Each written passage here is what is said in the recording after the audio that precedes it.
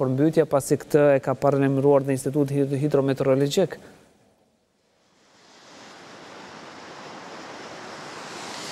Por jemi këtu në magjistrale në Prishtinë Mitrovic, e cila është mbushur me ujë pasi pusetat nuk janë duke grumbulluar me ujin, por vetëm duke e qitur nga jashtë. Siç edhe po shihet, kjo puset është duke qitur ujë shumë, e cila është edhe duke krijuar vështirësi në qarkullimin e veturave. Niveli i ujit është rritur ndjeshëm edhe në disa zona këtu në kryeqytet, duke përfshirë lagjen Dardania, e cila e ka vështirësuar shumë qarkullimin e veturave, lagjen Arbria, më saktësisht tek stacioni i trenit, i cili edhe është bllokuar nga ekipet, pasi janë munduar të pastrojnë pusetat dhe më pas të alirojnë rrugën për qarkullim.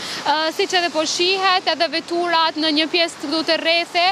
janë të ndalura, pasi këto i ka shkaktuar edhe niveli i ujit shumë i madh. Por këto përmbytje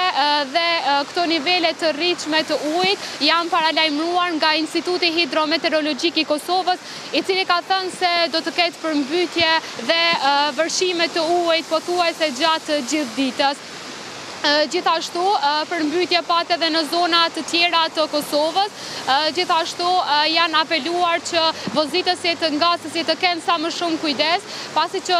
sot gjatë kësaj periudhe kohore janë shkaktuar 10 aksidente, pasi gjatë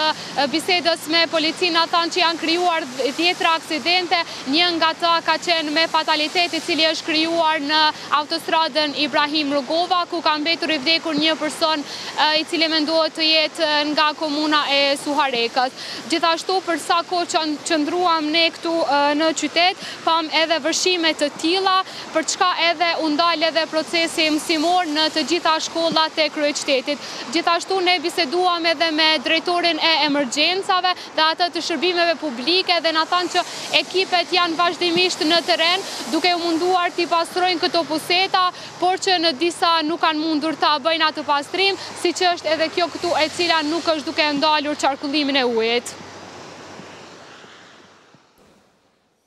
Të falenderojmë për këtë paraqitje. Ndërkohë shiu ka